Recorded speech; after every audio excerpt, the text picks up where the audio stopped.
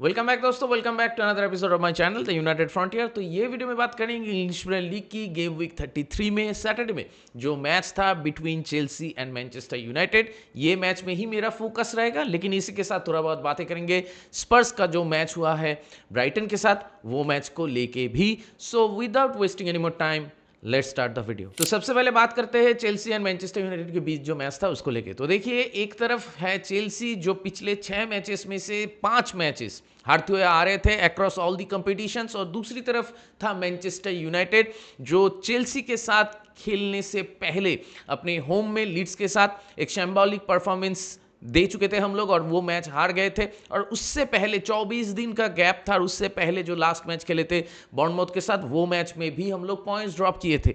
तो दोनों मैचेस में पॉइंट्स ड्रॉप करने के बाद जब एक बिग गेम हम लोगों को खेलना है विथ चेल्सी, तो ये मैच से पहले हम लोगों को पता चलता है कि हैरी मैग्वायर जो एक मैच बैन हुए थे due to that red card, वो मैच में फोर्थ ऑफिशियल को गाली देने की वजह से एफए ने वो बैन जो है हैरी मैग्वायर के ऊपर, उसको और एक मैच का एक्सटेंशन दे दिया है। तो चेल्सी के साथ Harry Maguire won't be there. और उसके साथ लास्ट गेम वीक में जब लिसांद्रो मार्टिनेज को रेड कार्ड मिला था, वो स्टूपिड सा एक डिसीजन था फ्रॉम द रेफरी।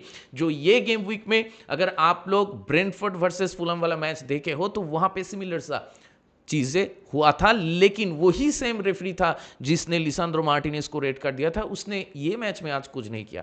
तो ये तो मेरा पॉइंट है कि मैनचेस्टर यूनाइटेड के अगेंस्ट में एफए का कुछ इश्यूज तो है, और इस सीजन में बार बार वो चीज उभर के आ रहा है। अगर ये सारे फैक्ट्स आप लोग रिसर्च करो तो आपको देखने को मिलेगा कि 8 से 10 पॉइंट्स हम लोगों का मतलब वेस्ट हुआ है ऐसे फालतू बेकार की मतलब रेफरिंग डिसीजंस की वजह से। लेकिन वो एक अलग वीडियो है, वो रेंटिंग में मैं नहीं घुसना चाहता। Let's focus on this match. तो ये मैच शुरू होने से पहले हैरी मैग्वायर अनअवेलेबल हो जाते हैं, और लिसांद्रो मार्टिनेज जो लास्ट गेम वीक में रेड कार्ड मिला था, वो भी नॉर्मली ये मैच में अनअवेलेबल है ड्यू टू सस्पेंशन। और उसी के साथ मैच के 24 घंटे पहले न्यूज आता है कि लेनी यूरो वाइल ट्रेनिंग उसको भी इंजरी हो जाता है, and that injury can cause us कि रेस्ट ऑफ द सीजन में जितने भी सारे मैचेस अभी बाकी हैं वहां पे लेनी यूरो अनअवेलेबल हो जाए।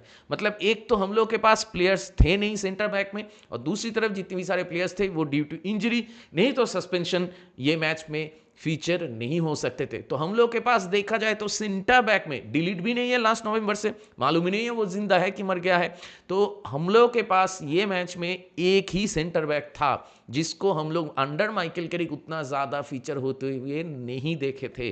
तो वो कौन है? वो है आपका एडन हेवन। तो ये मैच में मुझे लग रहा था कि हम लोग एडन हेवन और उसी के साथ लुक शॉ के साथ सेंटर बैक पेयरिंग करेंगे। और चेल्सी के अगेंस्ट में हाँ मुझे मालूम है कि चेल्सी एक ऐसा टीम है जो ये मैच से पहले अपने लास्ट 3 मैचेस में कोई गोल नहीं मार पाए हैं, लेकिन फिर भी अगर चेल्सी के साथ स्टैमफोर्ड ब्रिज में आप कहते हो कि एक स्ट्रगलिंग चेल्सी के साथ भी स्टैमफोर्ड ब्रिज में गेम मैनचेस्टर यूनाइटेड का आसान होगा, तो मुझे लगता है कि आपको मैनचेस्टर यूनाइटेड एंड चेल्सी के बीच का जो हिस्ट्री है, गेम्स कैसे होते हैं स्टैमफोर्ड ब्रिज में, ये मालूम नहीं है, या फिर आप भूल गए हो फॉर रिसेंसी बायसनेस, क्योंकि चेल्सी अभी रिसेंटली बहुत ही खराब कर रहे हैं। लेकिन अगर आप हिस्टोरिकल डेटा देखो, हिस्टोरिकल स्टैटिस्टिक्स देखो, तो आपको पता चलेगा कि it is never going to be an easy match for Manchester United at Stamford Bridge. हम लोग 2019-20 वाला जो सीजन था तब चेल्सी को स्टैमफोर्ड ब्रिज में हराए थे, क्योंकि वो वाले सीजन में हम लोग लीग डबल किए थे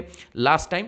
और उससे पहले भी अगर आप पिछले 10-15 साल की मतलब रिजल्ट्स उठा के देख लो, तो स्टैमफोर्ड ब्रिज में हम लोग बहुत ही कम मैचेस जीत चुके हैं, मतलब 2 से 3 मैचेस जीते हैं हम लोग स्टैमफोर्ड ब्रिज में। और उसी के साथ ज़्यादातर मैचेस इधर ड्रॉ होते हैं, नहीं तो हम लोग हारते हैं।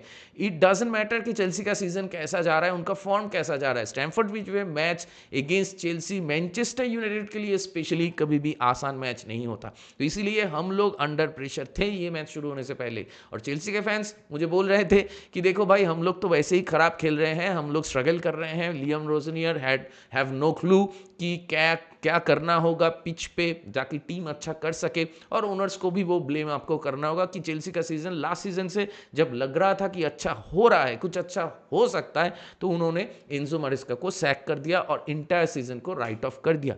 तो ये सारे इश्यूज तो चेल्सी में हैं, लेकिन फिर भी हम लोग अगर अपना सेंटर बैक के साथ नहीं खेल सकते हैं, वो भी स्टैमफोर्ड ब्रिज में, तो कैसे हम लोग मैच जीतेंगे, ऐसे हम लोग को लग रहा था। लेकिन at the end of the day I am glad as a Manchester United fan कि we won the game, we secured a huge 3 points, क्योंकि ये मैच जीतने के बाद चेल्सी और हम लोग के बीच का जो गैप है वो अभी 10 का हो चुका है। हम लोग टेबल में नंबर 3 में है, चेल्सी टेबल में नंबर 6 में है।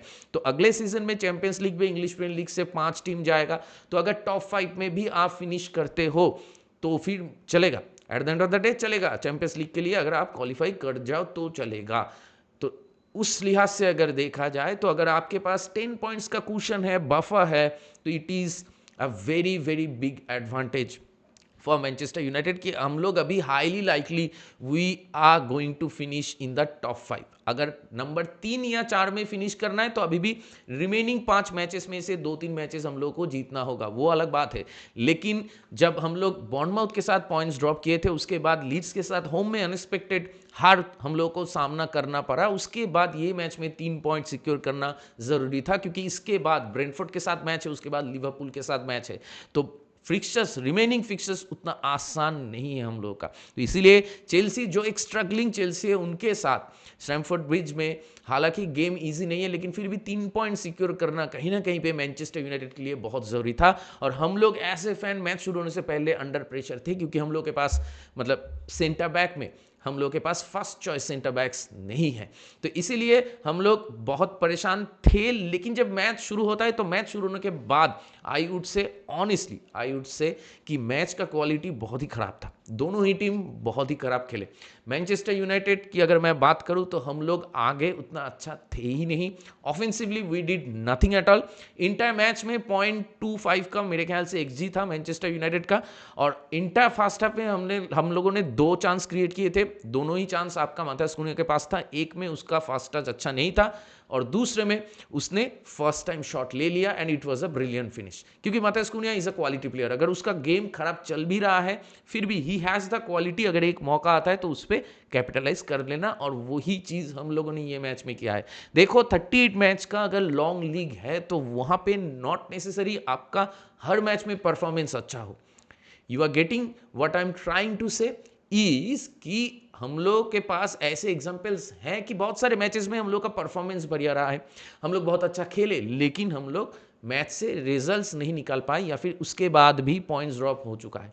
तो ऐसे ही कभी कभार आपका गेम अच्छा नहीं होगा, परफॉर्मेंस अच्छा नहीं होगा ऑफेंसिवली, लेकिन फिर भी आपको 3 पॉइंट मिलेंगे। लेकिन उसके लिए आपको हार्ड वर्क करना होगा, उसके लिए आपको लड़ना होगा, फाइट करना होगा, और वो चीज़ मैनचेस्टर यूनाइटेड से आज चेल्सी के अगेंस्ट में देखने को मिला है कि मैनचेस्टर यूनाइटेड भले ही आगे जाते हुए ऑफेंसिवली हम लोग अच्छा नहीं थे, लेकिन हम लोग चेल्सी को अलाउ नहीं कर रहे थे, मतलब फ्री स्पेसेस नहीं दे रहे थे, कॉम्पैक्ट डिफेंडिंग कर रहे थे, और उसके साथ लो ब्लॉक डिफेंड कर रहे थे once we got the lead.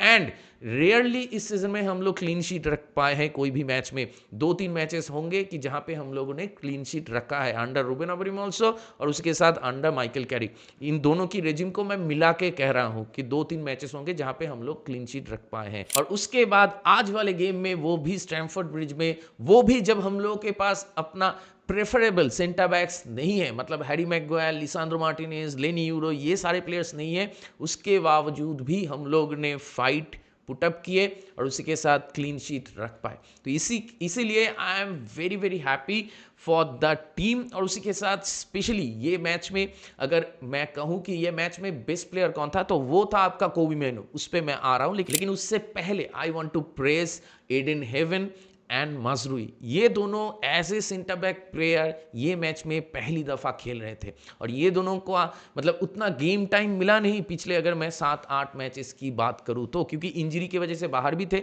या फिर मौका नहीं मिल रहा था, तो इसीलिए गेम टाइम उतना था नहीं। तो मैं सोच रहा था कि थोड़ा सा रस्टीनेस रहेगा, लेकिन क्वाइट सरप्राइजिंगली ये दोनों आज स्टेप अप करते हैं, और each and every time Chelsea के प्लेयर हम लोगों के बॉक्स में थे, जो कि बहुत बार थे।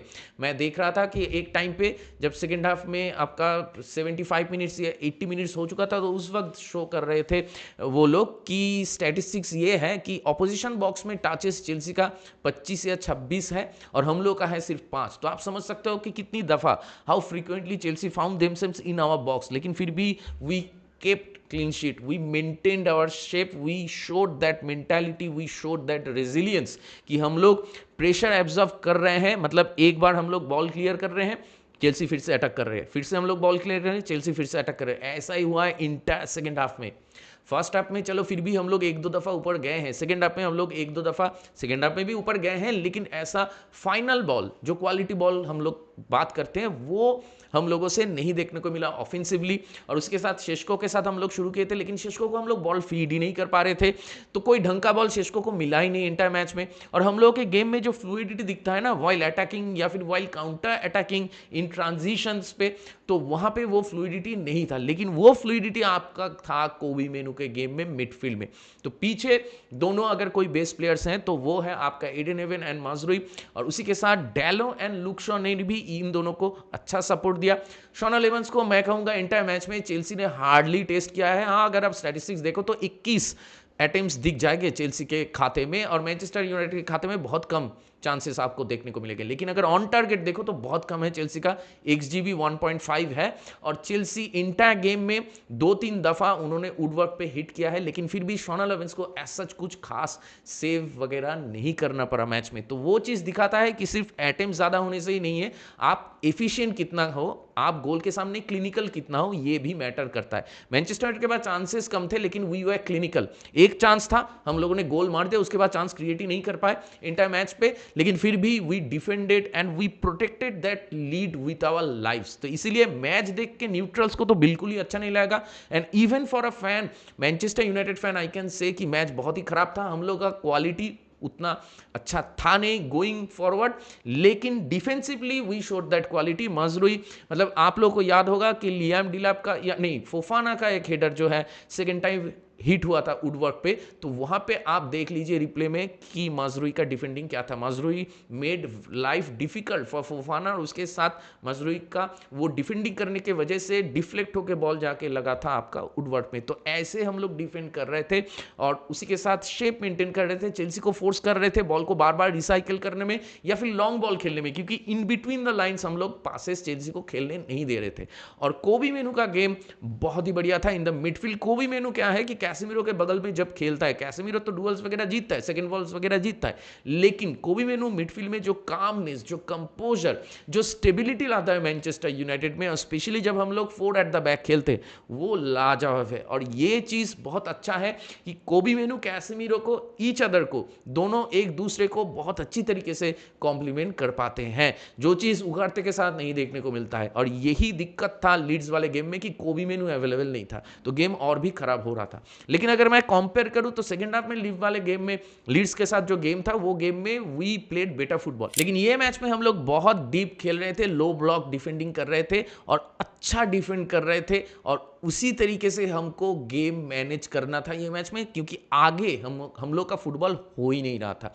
तो इंटायर गेम का स्टोरी यही था, ज्यादा कुछ टॉकिंग पॉइंट्स है भी नहीं मैच में। और मैच देख के सबका एक ही ओपिनियन होगा कि ये मैच में क्वालिटी कम है और उतना एंटरटेनमेंट है नहीं, क्योंकि match at the end of the day boring है। क्योंकि चेल्सी के पास पोजीशन है, चेल्सी अटैक करने की कोशिश कर रहे हैं, अटैक कर भी रहे हैं, बॉल डाल रहे हैं, लेकिन बॉल उतना अच्छा नहीं है, क्वालिटी लैक कर रहा है।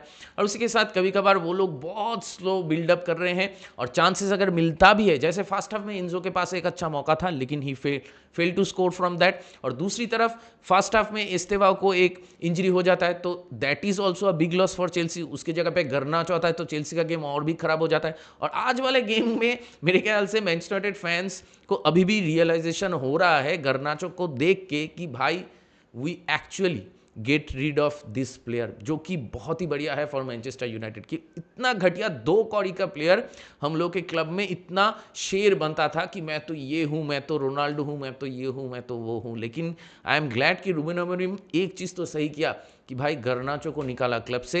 एंड चेल्सी अभी भी मुझे समझ भी नहीं आता है कि कैसे गर्नाचो के लिए इतना ज़्यादा पैसे हम लोगों को दे दिया।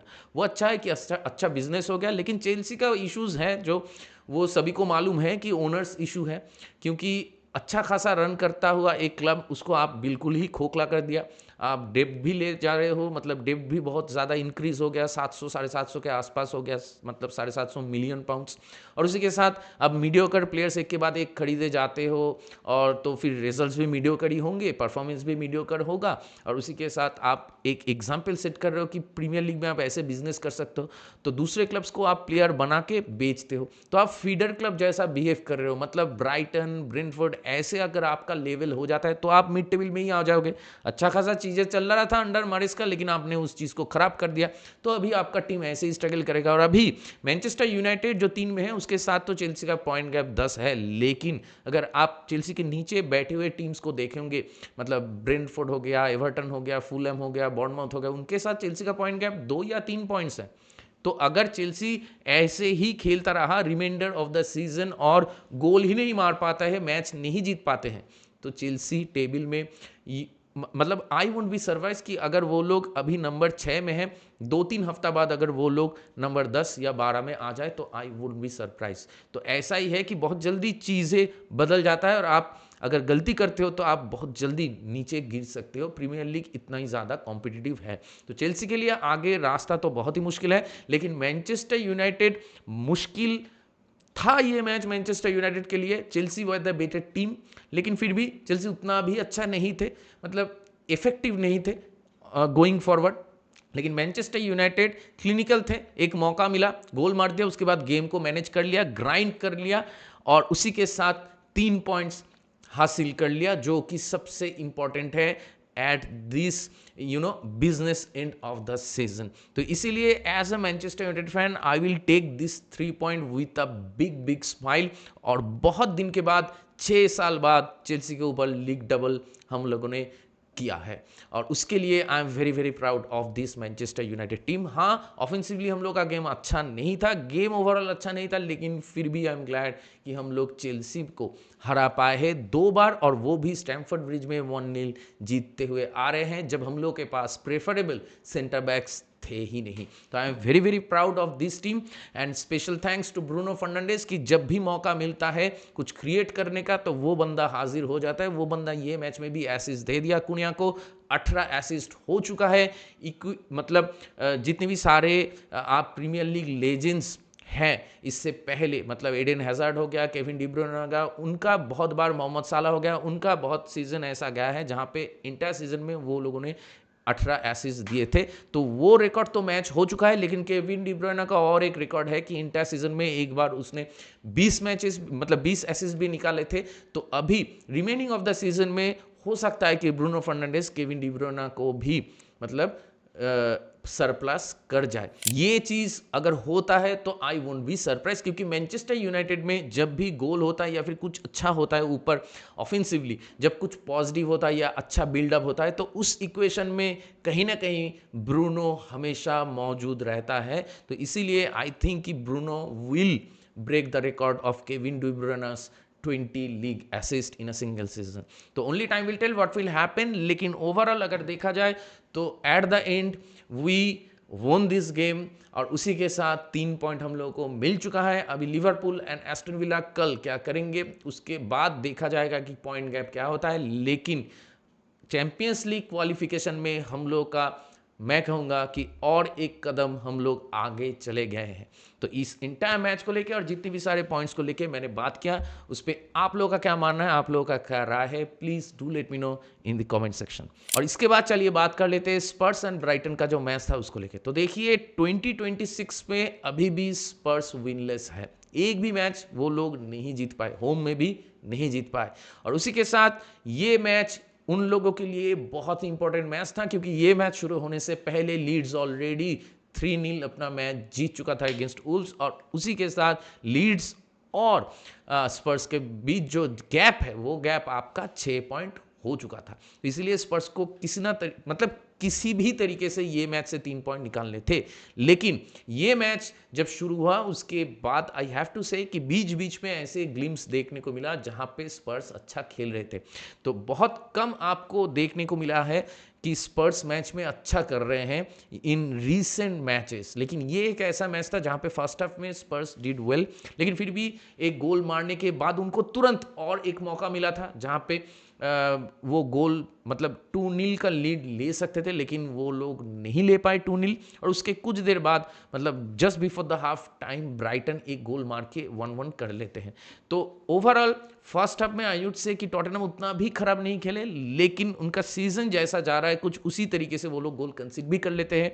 और सेकेंड हाफ शुरू होने के बाद एक ऐसा मोमेंट आता है जहां पे Xavi Simons scored a brilliant goal, और उसके बाद स्टेडियम में वो थोड़ा सा मूड चेंज हो गया था, जो मोमेंटम है वो शिफ्ट हो गया था स्पर्स के तरफ, और उसी के साथ गेम का इंटायर कंप्लेक्शन भी चेंज हो चुका था। स्पर्स लग रहा था देख के कि आज स्पर्स जीतेगी, और सपोर्ट भी था फैंस का, लेकिन Spurs did same thing what they are doing in this season. फिर से जाते हुए जब मैच खत्म होने को है, जब स्टॉपेज टाइम चल रहा था 95th मिनट में वो लोग हक दिए और फिर से एक गोल कंसीड करके ये मैच से भी, जो मैच वो लोग जीतने वाले थे, वो मैच मतलब मुंह के एकदम सामने से ब्राइटन ने उनका निवाला छीन लिया और 2 पॉइंट फिर से वो लोग लॉस कर चुके। और ये मैच ड्रॉ करने के बाद स्पर्स के ऊपर जो बीत रहा है वो एकदम साफ साफ दिख रहा था on the faces of the fans, manager और प्लेयर्स के फेसेस में भी, क्योंकि अभी वो लोग Nottingham forest and West Ham से एक मैच ज़्यादा खेल चुके हैं, लेकिन पॉइंट्स से उनसे पीछे है। अगर waste Ham and Nottingham Forest अपने अपने मैचेस जीत जाते हैं तो स्पर्स से 4 और 5 पॉइंट रिस्पेक्टिवली वो लोग आगे चले जाएंगे। लीड्स तो ऑलरेडी आगे चला गया है। तो स्पर्स अगर अपने बचे हुए मैचेस जीतते भी हैं और दूसरी तरफ Leeds, West Ham and Nottingham Forest अपने अपने मैचेस जीतते हैं, तब भी स्पर्स रेलीगेट हो ही जाएंगे। तो इसीलिए अभी एडवांटेज है आपका waste Ham and Nottingham forest के पास एंड लीड्स के पास, कि वो लोग अपने बचे हुए मैचेस में जितना हो सके उतना ज़्यादा पॉइंट्स को कंसोलिडेट करे। और दूसरी तरफ जो फिक्सचर बाकी है टॉटनहम का, वो देख के तो मुझे लग नहीं रहा है कि टॉटनहम कहीं से भी 3 या 4 मैचेस जीत पाएंगे। तो अभी things are really difficult and really tough for Tottenham. और अगर टॉटनहम रेलीगेट हो जाता है तो आप सोच सकते हो कि एक बिग 6 क्लब में हम लोग पकड़ते थे ना टॉटनहम को, हम अगर बिग 6 की बात करें तो आप obviously Manchester city, Arsenal, Liverpool, ये सारे क्लब्स को आप ऊपर रखोगे। बिग 6 में हम लोग टॉटनहम को एकदम नीचे रखते हैं, लेकिन फिर भी एक राइवलरी तो है ना इंग्लिश प्रीमियर लीग में। हर 2 दिन में Tottenham versus Chelsea, Tottenham versus Arsenal, Tottenham versus Manchester city के साथ तो वो लोग अच्छा करते भी है, Tottenham versus Liverpool, Manchester United. तो ऐसे मैचेस ईपीएल में क्या है कि बिग 6 है, इसलिए बहुत ज़्यादा मतलब हर 2 गेम वीक के बाद एक ऐसे बिग 6 का मैच हम लोग को देखने को मिल जाता था। लेकिन वहाँ पे कहीं ना कहीं इंग्लिश प्रीमियर लीग सफ़र करेगा, और इंग्लिश प्रीमियर लीग ब्रॉडकास्टर और फैंस के लिए भी टॉटनहम का ये जो रेलीगेशन है ये एक अहम मायने रखता है, क्योंकि अगर ये हो जाता है ना एक बार, तो देयर इज़ नो गारंटी कि अगले साल ही टॉटनहम फिर से चैंपियनशिप से वापस आ पाएंगे, क्योंकि वहाँ पे एकदम मारामारी चलता है। वहाँ पे अगर एकदम दलदल है, वहाँ पे अगर आप एक बार फंस गए ना तो वहाँ से वापस निकाल पाना बहुत ही मुश्किल होता है। आप सोच के देखिए, लेस्टर जो चैंपियन हुए थे 2016 में, वो लेस्टर अभी चैंपियनशिप में जाने के बाद वहाँ से भी उससे नीचे वाला डिवीजन में वो लोग जा रहे हैं अभी। तो यू कैन अंडरस्टैंड कि कितना मारामारी है उधर। तो टॉटनहम अगर चला जाता है तो it will be a big loss for Premier League. तो अभी यही देखने वाली बात होगी कि रिमेनिंग मैचेस में क्या टॉटनहम अपना लक को थोड़ा आजमा सकते हैं, लक को थोड़ा चेंज कर सकते हैं, रिजल्ट्स को थोड़ा अपने फेवर में ला सकते हैं, जो कि is a tough task, I know. और दूसरी तरफ West Ham, Nottingham Forest, Leeds क्या अभी ये लीड को बरकरार रख पाएंगे ओवर टॉटनहम, यही देखने वाली बात होगी। तो आप लोगों का क्या मानना है, आप लोगों का क्या राय है, do let me know in the comment section. तो दैट बीइंग सेड, इस वीडियो को चलिए यहीं पर रैप अप करते हैं। अगर आप मेरे चैनल में नए हो तो मुझे जरूर सब्सक्राइब कीजिए, इस वीडियो को लाइक कीजिए और शेयर कीजिए अपने दोस्तों के बीच, अपने जान पहचान वालों के बीच जिनको ऐसे वीडियोस देखना पसंद है। तो बहुत जल्दी मिलेंगे अगले वाले वीडियो में, तब तक ख्याल रखिए अपना, take care, good bye, glory Manchester United and keep the red flag